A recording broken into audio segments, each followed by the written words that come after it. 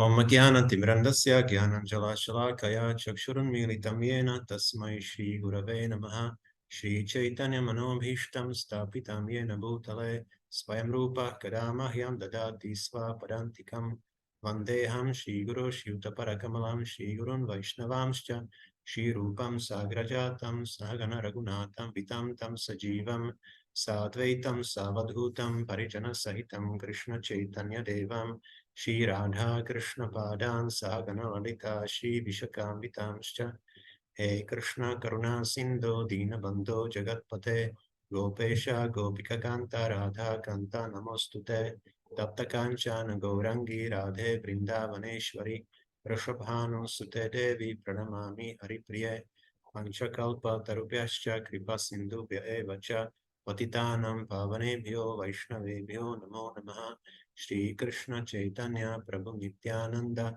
Shri Advaita Gadadhara Shivasadi Gaura Bhakta Vrinda Hare Krishna Krishna Krishna Hare Hare Hare Rama Rama Rama Hare Hare Hare Krishna. So we are continuing with the reading from Bhagavad-gīta as it is, from His Divine Grace, A.C. Bhaktivedanta Swami Śrīla Prabhupāda, founder-ācārya of International Society for Krishna Consciousness.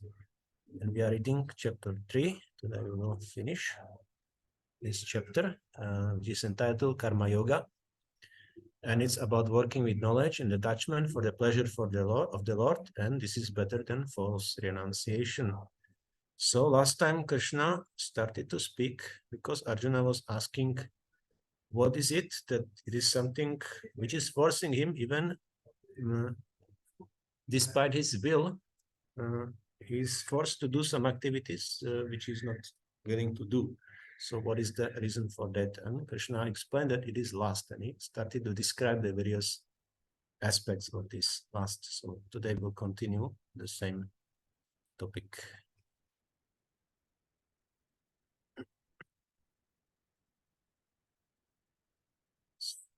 Shloka 340.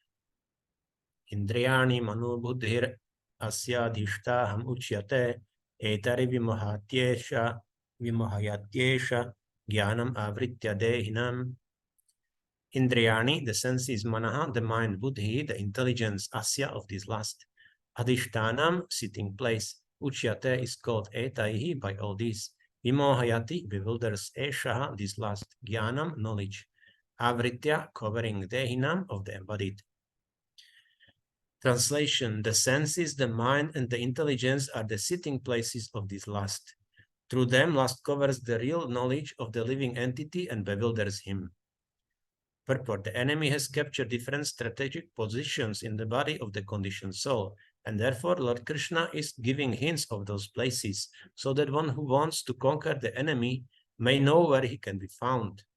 Mind is the center of all the activities of the senses, and thus when we hear about sense objects, the mind generally becomes a reservoir of all ideas of sense gratification. And as a result, the mind and the senses become the repositories of lust. Next, the intelligent department becomes the capital of such lustful propensities. Intelligence is the immediate next-door neighbor of the spirit soul. Lusty intelligence influences the spirit soul to acquire the false ego and identify itself with matter, and thus with the mind and senses. The spirit soul becomes addicted to enjoying the material senses and mistakes this as true happiness. This false identification of the spirit soul is very nicely explained in the Srimad Bhagavatam 10.84.13. Yasyatma buddhi kunapetri dhatu ke svadhir kalatradi shubhoma ijyati yatirta buddhi salilena karhichit janeshu abhyeshu saeva gokaraha. A human being who identifies this body made of three elements with his self, who considers the byproducts of the body to be his kinsman, who considers the land of birth worshipable, and who goes to the place of pilgrimage simply to take a bath rather than meet men of transcendental knowledge, that is to be considered like an ass or a cow. So Krishna is continuing with description of lust, and now he's saying where this lust can be found. So where should be our focus to purify these places? And the first place are the senses. Senses are always trying to get some enjoyment from sense objects which belong to them, or which are, let's say, compatible with them. Let's say eyes wants to see something beautiful, or tongue wants to taste something very tasty. So in this way, when senses encounter the sense objects, they immediately want to interact with them. And next to the sense object is mind. So one's mind gets information from the senses that there is some object of enjoyment. Mind immediately starts to generate some ideas how to enjoy this sense object. So then it comes with various proposals. And then next to the mind is also intelligence. And Śrīla Prabhupāda described this very poetically, that these intelligent departments become the capital of such lustful propensities. So intelligence then also tries to influence the spirit soul to acquire false ego, to act in false identity, that we are not, or that we are the enjoyer, that we are not the servants of the Lord. So in this way, then soul tries to enjoy these material sense objects and becomes also addicted to them, as Śrīla Prabhupāda writes here. And this is the difficulty, because we are taking this false identification with anything what is connected with our body. It can be our body itself, it could be our relatives, it could be the place where we are born or where we took this body. So like this, we have many identifications in the body, and we consider this to be our identity. But in fact, it is false identity, because it's connected to the body only, to the material body, not to the spirit soul.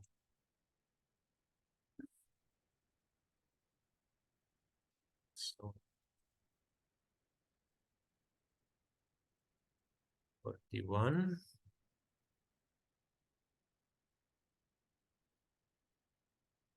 Tasmatvam indriyanyado niyamya bharatarshapha papmanam prajahiyenam jnana vijnana nashanam. Tasma, therefore, tvam, you indriyani, senses, ado, in the beginning, niyamya, by regulating bharatarshapha, or chief amongst the descendants of Bharata. Papmanam, the great symbol of sin. Prajahi, corrupt he, certainly. Enam, this jnana of knowledge, vijnana, and scientific knowledge of the pure soul. Nashanam, the destroyer. Translation, therefore, Arjuna, best of the Bharatas, in the very beginning, curbed this great symbol of sin, lust, by regulating the senses, and slayed this destroyer of knowledge and self-realization. Purport, the Lord advised Arjuna to regulate the senses from the very beginning, so that he could curb the greatest sinful enemy, lust, which destroys the urge for self-realization and specific knowledge of the self. Jnana refers to knowledge of self as distinguished from non-self, or in other words, knowledge that the spirit soul is not the body. Vijnana refers to specific knowledge of the spirit soul's constitutional position and its relationship to the Supreme Soul. It is explained thus in the Srimad Bhagavatam 2.9.31. Jnanam paramaguhyam me yad vijnana samanvitam saharasyam tat angam cha garnana gaditam maya grihana gaditam maya. The knowledge of the self and Supreme Self is very confidential and mysterious, but such knowledge and specific realization can be understood if explained with their various aspects by the Lord himself. Bhagavad-gītā gives us the general and specific knowledge of the self. The living entities are parts and parcels of the Lord, and therefore they are simply meant to serve the Lord. This consciousness is called Krishna Consciousness. So from the very beginning of life, one has to learn this Krishna Consciousness, and thereby one may become fully Krishna conscious and act accordingly.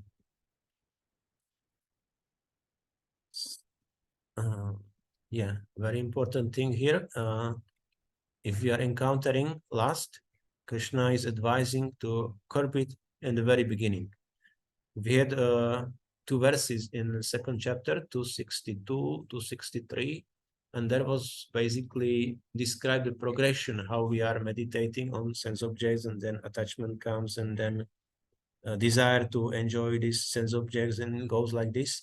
So the best thing is to curb even this meditation. Once the mind starts to meditate on sense objects, this is the best way, or best how to say, point where to curb this this progression, because then once the attachment is there and desire, then is more difficult, or I would say it would take much more effort, if at all we can make it in this stage. So right in the beginning, we should not nourish this meditation about sense enjoyment.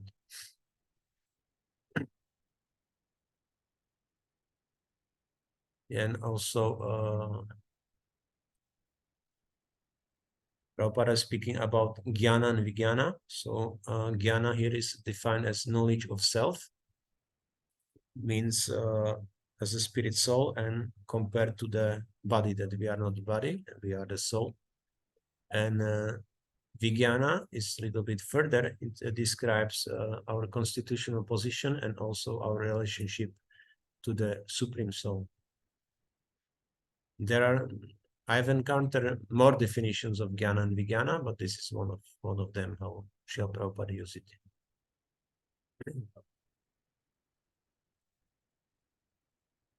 Okay, so continue.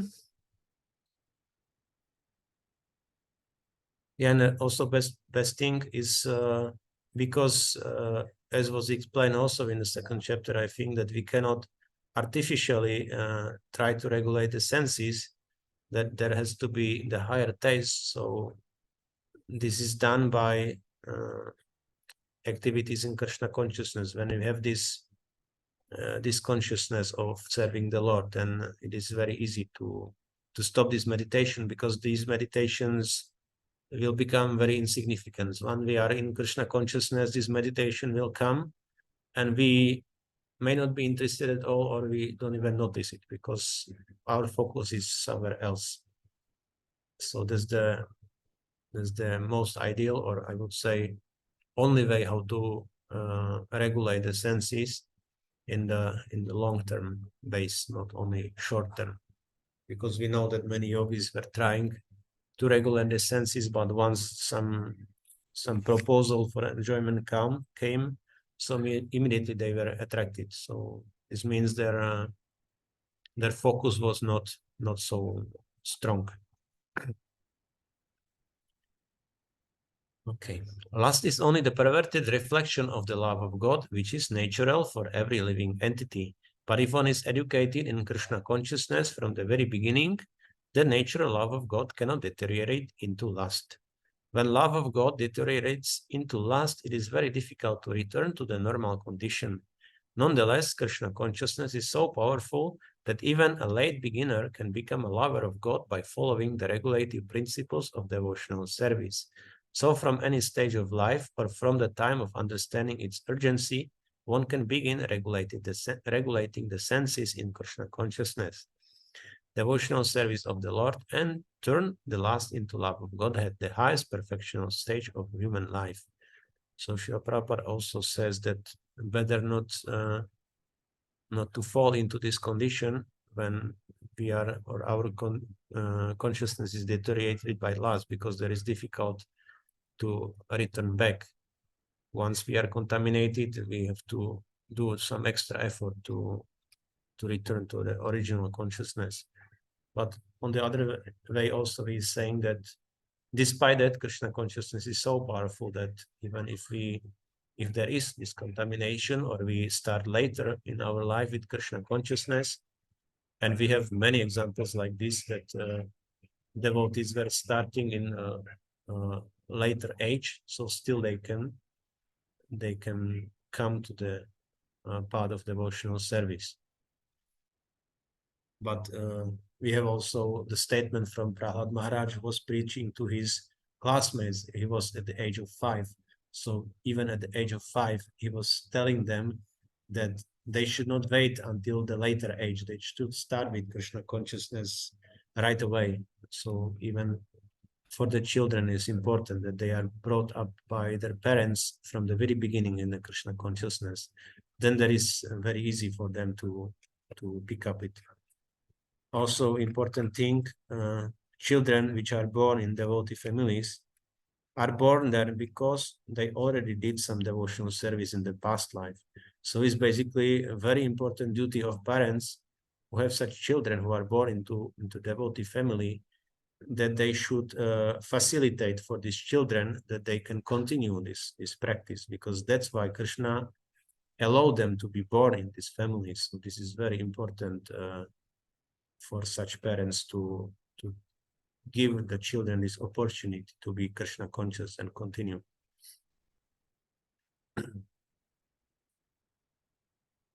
Okay, 342. Indriyani paranyahur indriyebhyah param manaha manasastu para buddhir yo buddhe paratastu saha. Indriyani, senses, parani, superior ahu, are said indriyebhyah, more than the senses, param, superior, manaha, the mind, manasaha, more than the mind. Tu also, para, superior, buddhi, intelligence, yaha, who, buddhehe, more than the intelligence, parataha, superior, tu, but, saha, he. Translation: the working senses are superior to dull matter. Mind is higher than the senses, intelligence is still higher than the mind, and he, the soul, is even higher than the intelligence. Purport: the senses are different outlets for the activities of lust. Lust is reserved within the body, but it is given vent through the senses. Therefore, the senses are superior to the body as a whole. These outlets are not in use when there is superior consciousness or Krishna consciousness. In Krishna consciousness, the soul makes direct connection with the Supreme Personality of Godhead. Therefore, the hierarchy of bodily functions, as described here, ultimately ends in the Supreme Soul. Bodily action means the functions of the senses, and stopping the senses means stopping all bodily actions. But since the mind is active, then even though the body may be silent and at rest, the mind will act, as it does during dreaming. But above the mind is the determination of the intelligence, and above the intelligence is the soul proper. If therefore the soul is directly engaged with the Supreme, naturally all other subordinates, namely the intelligence, mind, and senses, will be automatically engaged. In the Katha Upanishad, there is a similar passage in which it is said that the objects of sense gratification are superior to the senses, and mind is superior to the sense objects. If therefore the mind is directly engaged in the service of the Lord constantly, then there is no chance that the senses will become engaged in other ways. This mental attitude has already been explained. Param drishtva nivartate. If the mind is engaged in the transcendental service of the Lord, there is no chance of its being engaged in the lower propensities. In the Katha Upanishad, the soul has been described as Mahan, the great. Therefore, the soul is above all, namely the sense objects, the senses, the mind, and the intelligence. Therefore, directly understanding the constitutional position of the soul is the solution of the whole problem. So, as was mentioned in the previous verse, that it's difficult to regulate the senses directly. So here Krishna is giving the proper way how to do it. We don't access the senses directly, but we are coming from the Supreme Soul through the soul.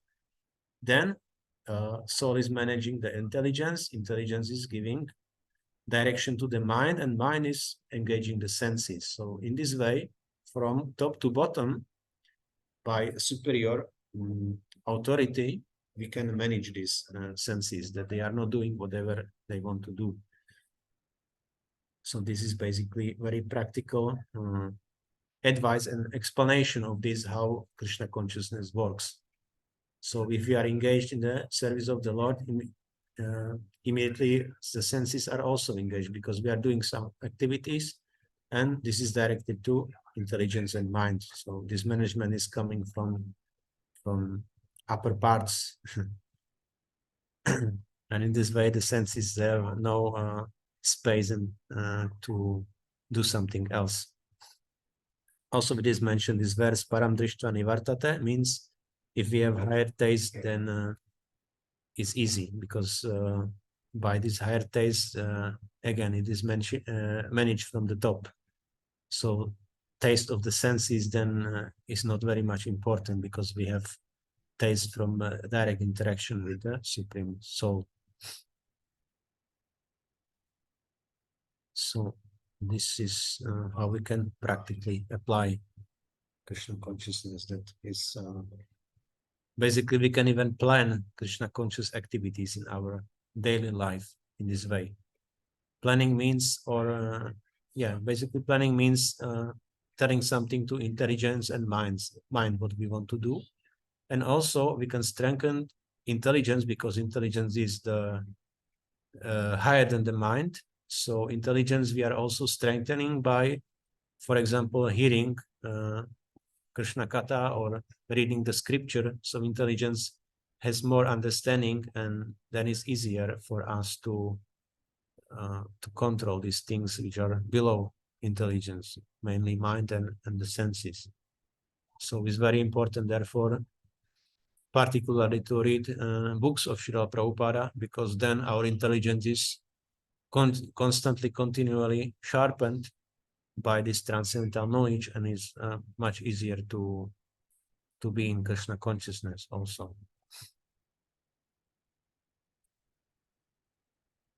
Okay. With intelligence, one has to seek out the constitutional position of the soul and then engage the mind always in Krishna consciousness. That solves the whole problem.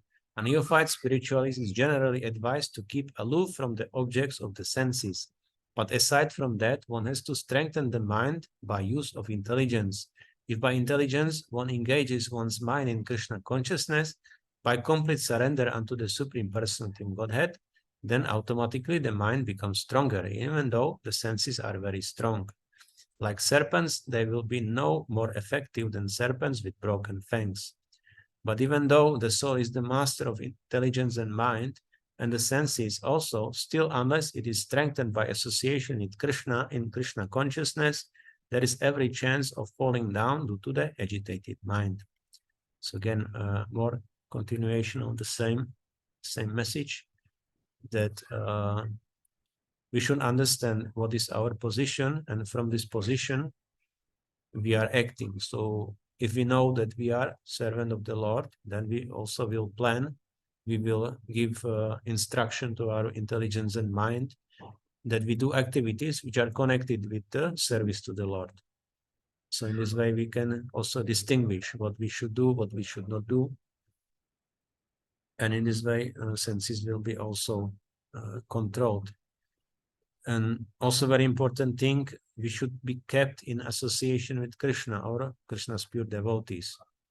That's how we will stay connected, and our intelligence will be nourished by spiritual nourishment, by higher taste. Okay.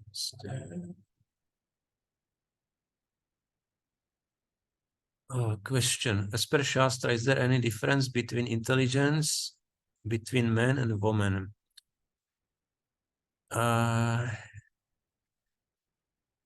There is, and also in some points it is the same. Like, for example, if we take material intelligence, women can be very smart, for example, same like men. But if we take a spiritual part, in the women intelligence, there is one difficulty, or it is a little bit harder, because there is emotional part and there is intellectual part. And in a man's intelligence, it can work separately. Like man can be fully emotional or fully intellectual. But in a woman, for her, is a little bit difficult to distinguish, because these things are connected. Emotions are mixed with intellect. So that's why the guidance is needed to help women to distinguish what is spiritual, what is material, because they may be confused like this. So this is the role, basically, in general, of man, or anyone who is spiritual. Doesn't have to be man only, but on this who is on the spiritual platform already, he should help to distinguish.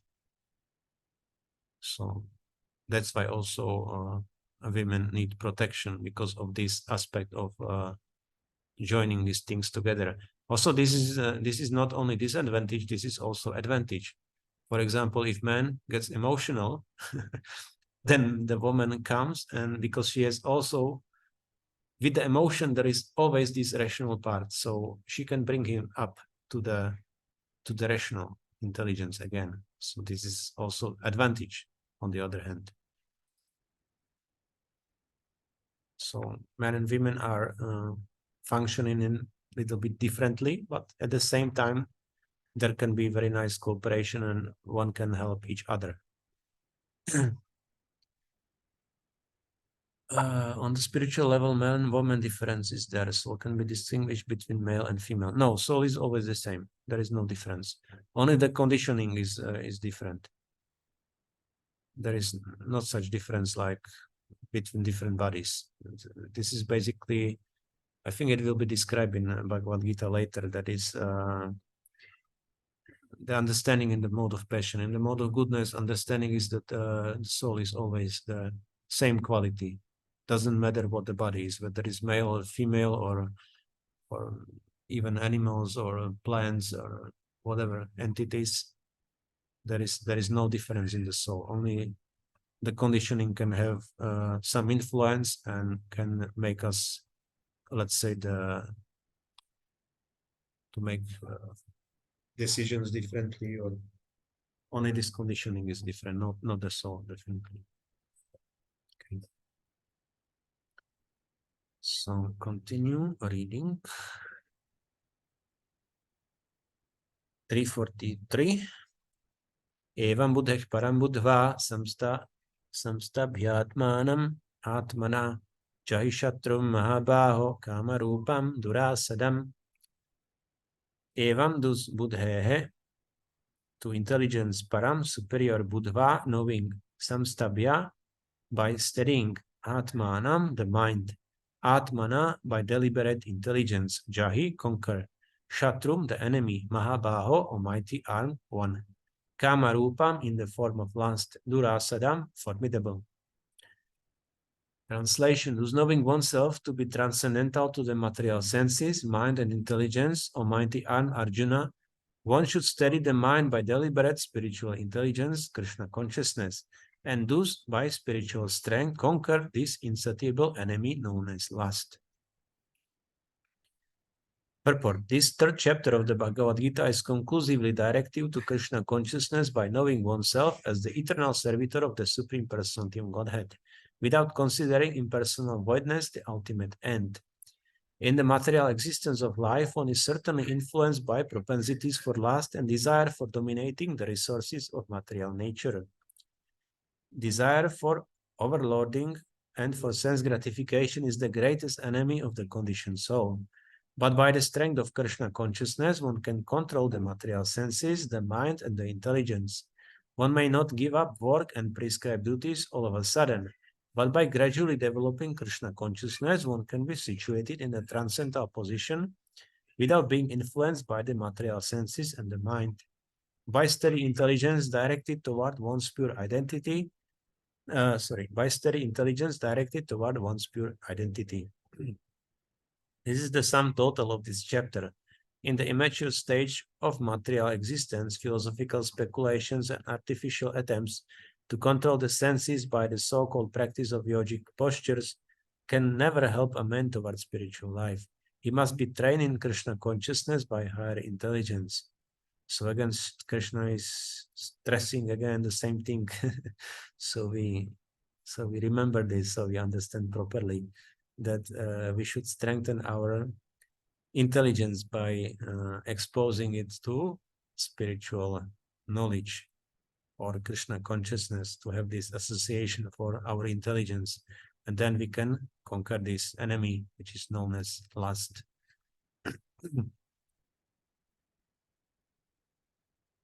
Okay, what's there? Yeah, one thing is also here that our main propensities in material world is to lord over material nature, means to be in control, and sense gratification means to be the enjoyer. So controller and enjoyer, these are also two things which means that we are contaminated. If we have these two propensities to lord over the nature and enjoy it, so means we are trying to take Krishna's position, because this is his how to say, I'm not saying duty, but his propensity. This is he's lord of everything, and he's the also enjoyer. We are to be enjoyed, not to be enjoyers.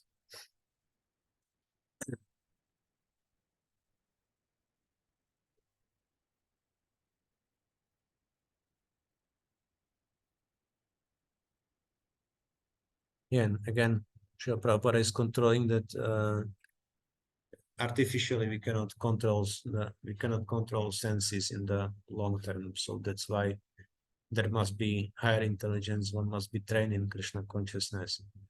So we should be very much eager to have enough spiritual association of advanced devotees, of pure devotees, especially in our case, in our sampradaya, this Śrīla Prabhupāda, who is the founder-ācārya. Founder-ācārya means he's our Shiksha Guru, instructing Guru for everyone who is in this line, in this sampradaya. So we can always refer whatever other Guru we have, we should always refer and be in connection with Śrīla Prabhupāda. And in this way, our intelligence can be always sharp, and it's much easier. I have even my personal experience that if I was not reading regularly Śrīla Prabhupāda's books, I have so many difficulties. So I personally recommend to be exposed daily to Śrīla Prabhupāda books, and this sometime we should take and have Śrīla Prabhupāda's association in this way. Okay, thus end the Bhaktivedanta purports to the third chapter of the Srimad Bhagavad-gīta in the matter of karma yoga, or the discharge of one's prescribed duty in Krishna consciousness. Okay, so there are any questions, comments?